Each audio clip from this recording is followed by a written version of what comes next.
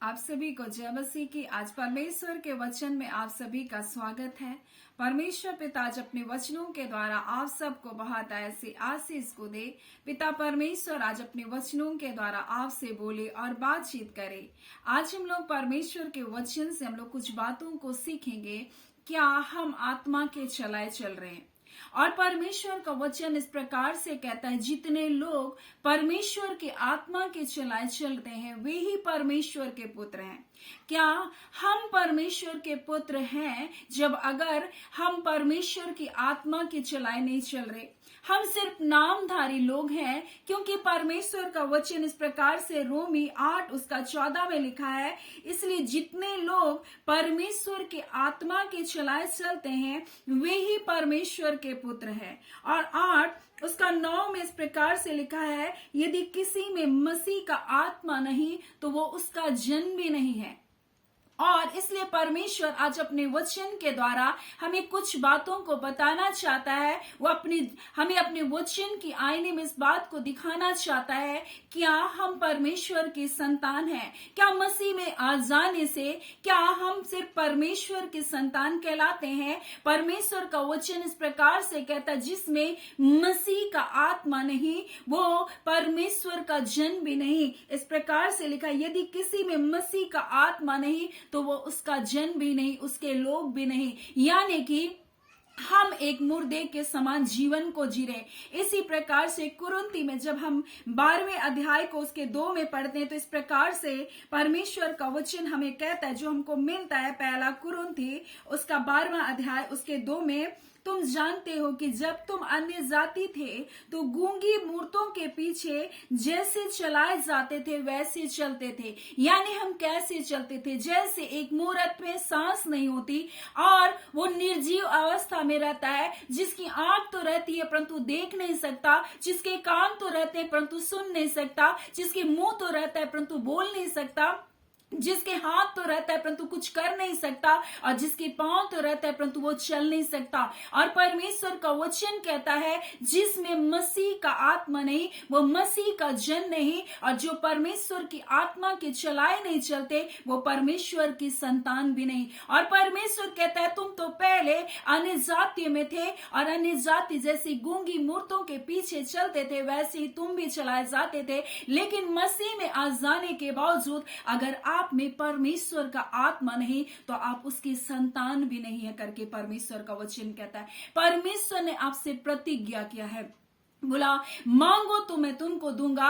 एक पिता जब अपने बच्चों को अच्छी वस्तु देना जानता है तो तुम्हारा स्वर्गीय पिता तुम्हें पवित्र आत्मा क्यों कर नहीं देगा? और यही बात पतरस जब पवित्र आत्मा से परिपूर्ण हो जाता है तब वो लोगों की भीड़ में खड़ा होकर के इस बात को प्रचार करता है और वो कहता है, मन फिराओ।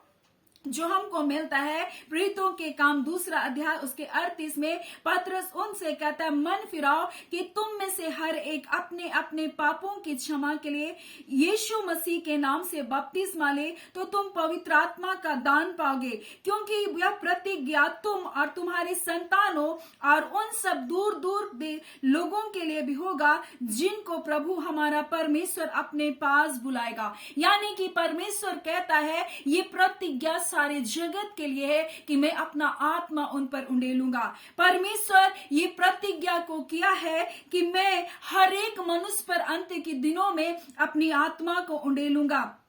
और इस प्रकार से लिखा, तुम्हारे बेटे तुम्हारी बेटियां भविष्यवाणी करेगी, तुम्हारे जवान दर्शन देखेंगे, तुम्हारे पिरुनीय स्वप्न देखेंगे, वरन मैं अपने दासों और अपने दासियों पर भी उन दिनों में अपनी आत्मा को उंडेलूंगा और वे भविष्यवाणी करेंगे। मैं ऊपर आकाश में अद्भुत काम और नीचे धरती पर चिन्ह और लहू और आग और धुएं का बादल दिखाऊंगा। प्रभु के महान और तेजस्वी दिन के आने से पहले सूर्य अंधेरा हो जाएगा और चांद लहू का सा हो जाएगा। और परमेश्वर कहता, मेरे आगमन से पहले तुमको तैयारी का जीवन को जीना है, तुमको मेरे पवित्र आत्मा की चलाई चलना है। तुमको मुझे स्वीकार करके तुम्हें एक मसीह में धार्मिकता के कार्य को तुमको पूरा करना है और तुम्हें पवित्र आत्मा की चलाई चलना है, क्योंकि परमेश्वर का वचन कहता है जिसमें मेरा आत्मा नहीं वो मेरा जन भी नहीं। और परमेश्वर का वचन इस प्रकार से कहता है कि जब हम में परमेश्वर का आत्मा नहीं तो हम उसकी संतान भी नहीं है। और अगर हम एक परदेश को जाना चाहते हैं तो हमको या तो पानी जहाज में बैठना पड़ेगा या हमको हवाई जहाज पर बैठना पड़ेगा, क्योंकि हमको परदेश जाना है।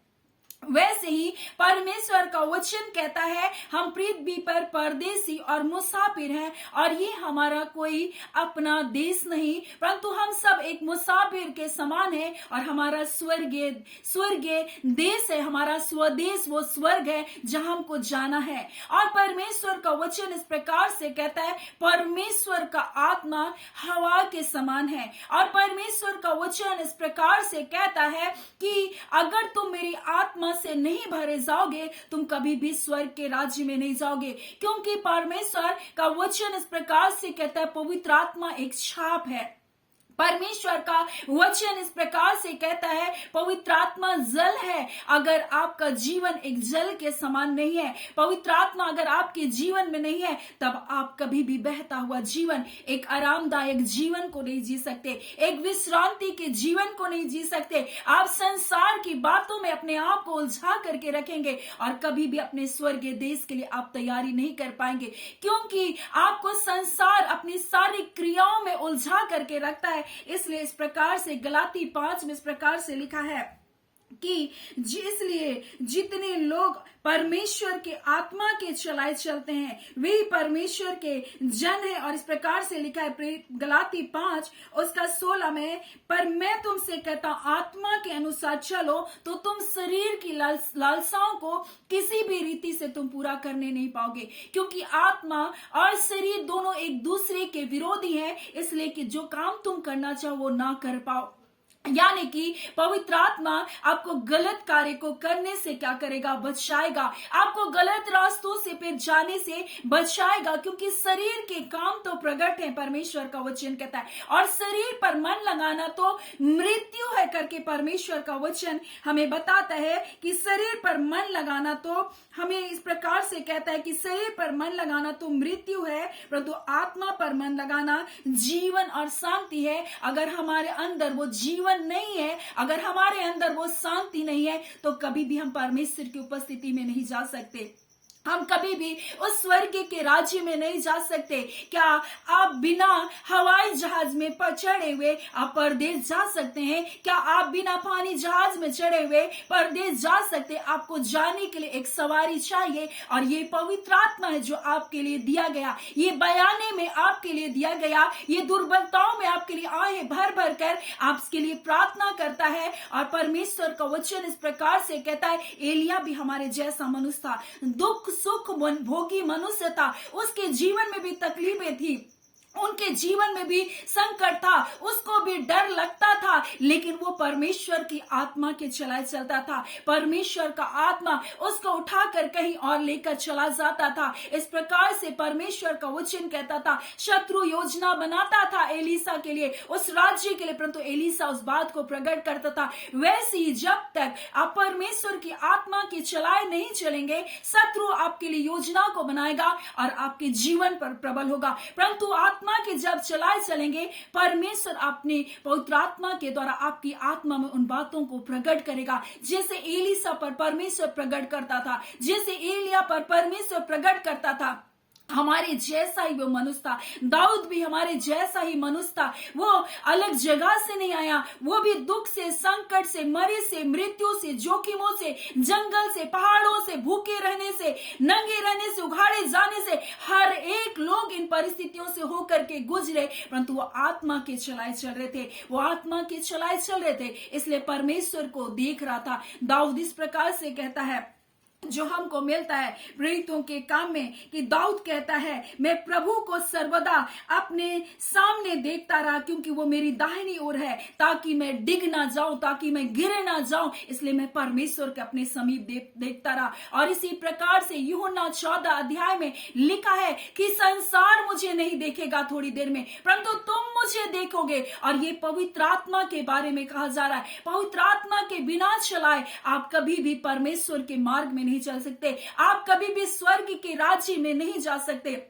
ये वो पवित्र आत्मा ही है जो एलिया को क्या किया, उन बावंडरों में उसको उठा कर ले गया। ये पवित्र आत्मा ही था जो फिलिप्पुस को, जो रेगिस्तान के मार्ग में जा रहा था, जो गाजा का रास्ता था, वहां से फिलिप्पुस को आत्मा ने उठा कर ले गया। वो पवित्र आत्मा आपको मसीह के दूसरे आगमन में आपको उठा कर लेकर के जाएगा। इसलिए परमेश्वर का वचन कहता है तुम आत्मा के चलाए चलो, क्योंकि ये प्रतिज्ञा हमारी संतानों के लिए की गई है, लेकिन हम पवित्र आत्मा को मांग नहीं रही। और परमेश्वर का वचन इस प्रकार से कहता है, अगर हम में मसीह का आत्मा नहीं तो हम उसके लोग भी नहीं है। क्योंकि जो शारीरिक लोग हैं वह सारी शरीर की बातों पर ही मन को लगाएंगे करके परमेश्वर का वचन कहता है। क्योंकि शरीर के काम तो प्रकट हैं, व्यभिचार पर, गंदे काम पर, लुचपन, मूर्ति पूजा, टोना, झगड़ा, ईर्ष्या, क्रोध, विरोध, फूट, विधर्म, डाह, मतवालापन, लीला क्रीड़ा और इनके जैसे और काम के विषय में,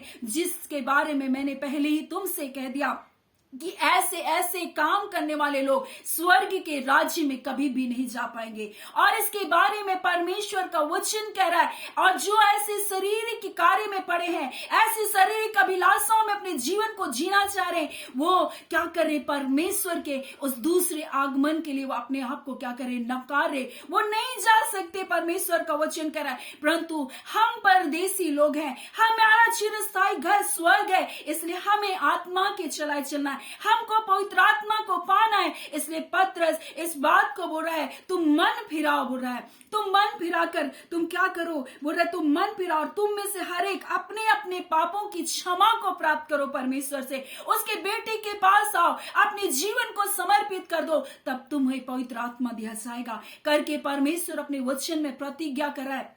ये प्रतिज्ञा परमेश्वर ने प्रारंभ से अपने लोगों के लिए कह दिया, पहले से ही कह दिया कि मैं अंत के दिनों में ऐसा होगा कि मैं अपना आत्मा सब प्राणी पर उंडेलूंगा। परमेश्वर किसी का भेदभाव नहीं करेगा, परमेश्वर हर एक को अपनी आत्मा से भरेगा, क्योंकि वो अपने लोगों को अपने राज्य लेकर जाना चाहता है। इसलिए परमेश्वर आज अपने लोगों से कहना चाहता है, तुम किसके चलाए चल रहे हो? क्या तुम आत्मा के चलाए चल रहे हो? अगर आत्मा के चलाए चल रहे हो, तुम फूट और विधर्म और क्रोध और रोष और ईर्ष्या और झगड़ा और डाह और एक दूसरे के विरोध में बातें और पाप और बुराई में क्यों तुम मन लगा रहे? क्योंकि ये तो शारीरिक बातें हैं, ये शरीर की बातें हैं, और तुमको ये क्या करेगा, एक दिन तुम्हारे जीवन का नाश कर देगा। परंतु अगर तुम आत्मा के चलाए चलोगे, तुम शांति में चलोगे, तुम आनंद में चलोगे, तुम विश्रांति में चलोगे करके परमेश्वर का वचन कहता है, वो ऐसा साथी है, ऐसा सहयोगी हमारा पवित्र आत्मा। उसका वचन कहता है, जब हम दुर्बल होते हैं वो हमारे लिए आहे भर भर कर हमारे लिए प्रार्थना करता है।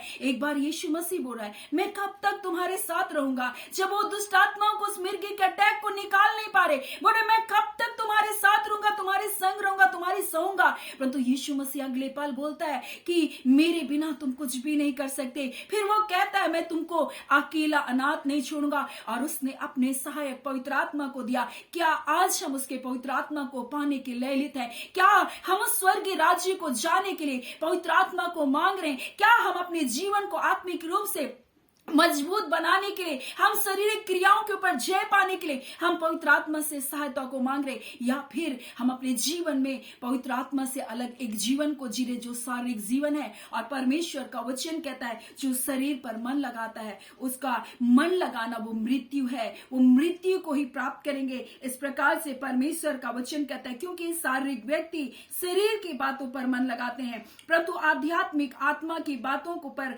मन लगाते हैं। शरीर पर मन लगाना तो मृत्यु है करके परमेश्वर का वचन कहता है, परंतु आत्मा पर मन लगाना जीवन और शांति है, क्योंकि शरीर पर मन लगाना तो परमेश्वर से बैर करना है। हम परमेश्वर से बैर का जीवन को जी रहे, हम परमेश्वर से अलगावपन का जीवन को जी रहे। इसलिए परमेश्वर का वचन कहता है, जो शारीरिक लोग हैं, जो उनकी मूर्तों के समान पाप और बुराई में लिप्त है, उनको पाप बुराई कुछ नहीं लग रहा, क्योंकि उनकी आंखें वो देखते हुए भी देख नहीं रहे। आंख रहते हुए भी जैसे मूरत देख नहीं सकती, वैसे उनको दिखाई नहीं दे रहा, वैसे उसको सुझाई नहीं दे रहा, वैसे वो सुन नहीं पा रहे। परंतु परमेश्वर का वचन आज अपने लोगों को कह रहा है, तुम मेरे लोग हो, मेरे संतान हो, जिससे मैंने प्रेम किया और अपना इकलौता बेटा यीशु मसीह दिया। उसने अपने तुम्हारे लिए अपने शरीर का एक एक कतरा लहू को बहाया। मैंने तुमसे प्रेम किया और तुम्हें अपने बेटा दे दिया। इसलिए तुम विश्वास करो, तुम मन को फिराओ, अपने पापों से तुम तौबा कर जिंदगी को जियो और मेरे पास लौट आओ।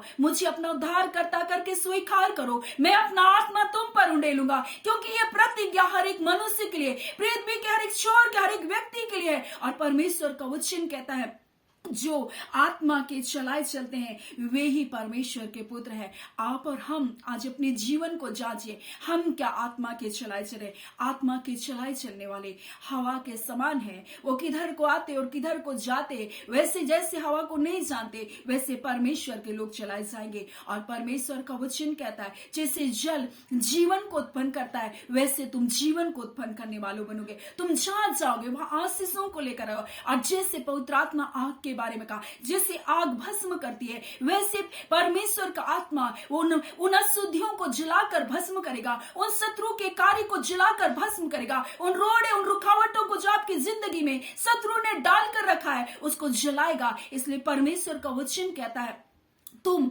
मेरी आत्मा के चलाए चलो। एक उकाब जब हवा में उड़ता है, बड़ी ऊंची उड़ान को उड़ता है, एक उसका शत्रु है, कौवा है और एक सांप है, परंतु वो उनसे लड़ता नहीं, परंतु वो बहुत ऊंचाई पर उनको लेकर उड़ता है। और जब ऊंचाई पर उड़ता है तो वो क्या करता है, वो सांस नहीं ले पाता, इस प्रकार से उसकी मृत्यु हो जाती है। वैसे ही जब आप आत्मा के चलाए चलेंगे, वो शत्रु जो आपके पीछे पड़ रहा है, जो आपको हानि को ला रहा है, जो आपको बीमारियों में फंसा रहा है, वो आपके जीवन की कुछ हानि को नहीं कर पाएगा। जब आप आत्मा की उड़ान को उड़ेंगे, जब आप परमेश्वर की उपस्थिति में चलेंगे, आप जितनी ऊंचाई पर जाएंगे, जितना आपका लेवल बढ़ेगा, उतना शत्रु क्या हो जाएगा, नाश होता चला जाएगा। सो परमेश्वर पिता इन वचनों के द्वारा आप सबके जीवन को बहुत ऐसे आशीष को दे। आमीन। आई हम प्रार्थना करेंगे। धन्यवाद देते जीवते सच्चे सामर्थ्य खुदावन परमेश्वर, हमारे राजाओं के राजा, प्रभुओं के प्रभु, स्वर्ग और पृथ्वी के कर्ता परमेश्वर, आप अपने प्रिय लोगों से अपने वचन के द्वारा बोले और बातचीत किए हैं खुदावन। आप अपने पवित्र आत्मा से अपने लोगों को भरना चाहते प्रभु जी, आप एक नया जीवन को देना चाहते प्रभु जी। ऐ खुदावन परमेश्वर, ऐसा नहीं जिसमें सांस ना हो, परंतु आप अपने सांस को देना चाहते प्रभु जी। ऐ खुदावन परमेश्वर, अपने बेटे यीशु मसीह में प्रभु जी आपने राज्य दिया है प्रभु, एक नई सृष्टि बना दिया है प्रभु जी, एक एक अंग को बना दिया है प्रभु जी, परंतु आज आप सांस को भेजना चाहते हैं। आज परमेश्वर अपनी आत्मा को भेजना चाहते हैं। जैसे आदम को बनाया गया, उसके एक एक अंग बनाए गए, परंतु जब तक सांस नहीं आई वो रवांदा खला, वो तब तक जीवित नहीं बना। वैसे खुदावन आज अपनी आत्मा को भेजकर एक नया जीवन को देने जा रहे प्रभु जी, अपने लोगों के उस निर्जय जीवन को जो पापों में मर चुके खुदावन, एक नया जीवन को दे रहे पिता। आपका धन्यवाद करते हैं। जय और छुटकारा आपके जीवन में हारी है यीशु के नाम से। पवित्र आत्मा की सामर्थ, वो सामर्थ जो बंधनों को तोड़ती है, वो आग जो शत्रु के कार्य को जलाती है, ओ यीशु के नाम से आज आपके जीवन में परमेश्वर देना चाहता है। आपने कहा मैं प्यासे जीव को तृप्त करूंगा। ओ खुदावन जो भूखे और प्यासे हैं, आज पवित्र आत्मा की सामर्थ से भरे जाए। आज आपकी आग उतरे आपके लोगों के जीवन में, बंधनों को तोड़ यीशु के नाम से, अंधकार की शक्तियां छोड़े इनके परिवारों को, बेटे बेटियों के जीवनों को छोड़े यीशु के नाम से, बेरोजगारी के बंधन तोड़ते हैं यीशु के नाम से। ओ रबंदा खला, विवाह की रुकावटें टूटे यीशु के नाम से। सेवकाई में परमेश्वर जितने लोग पिछड़े जा रहे प्रभु, हम उनके लिए प्रार्थना करते हैं। कहीं ना कहीं परमेश्वर वो बंधन है प्रभु जी, जिनके कारण गिरते चले जा रहे रबांदा खला, वो पाप, वो सुधियां, वो शरीर के कामों के बंधन टूटे इनके जीवन से और आत्मा के अनुसार चलते जाए। खुदावन परमेश्वर जे छुटकारे को दिए, अपने लोगों को चंगाई को दीजिए। जो बीमारियों में पड़े हैं, यीशु नासरी के नाम से हेल के जाए, बंधन टूटे, हर प्रकार की बीमारियों के बंधन टूटे यीशु के नाम से। और इसी घड़ी आपकी चंगाई की समझ आपके लोगों को उठाकर खड़ा करिए। हम आपका धन्यवाद देते हैं, आपने जय छुटकारे को दिया, आज के दिन की भलाई को आपने दिया। पिता, आपको सारी आदर महिमा मिले। प्रार्थना आपके बेटे यीशु के नाम से हम मांगते हैं, दया सुने अनुग्रह से ग्रहण कर लीजिएगा। आमीन। परमेश्वर पिता आप सबको बहुत ऐसे आशीष को दे। आमीन।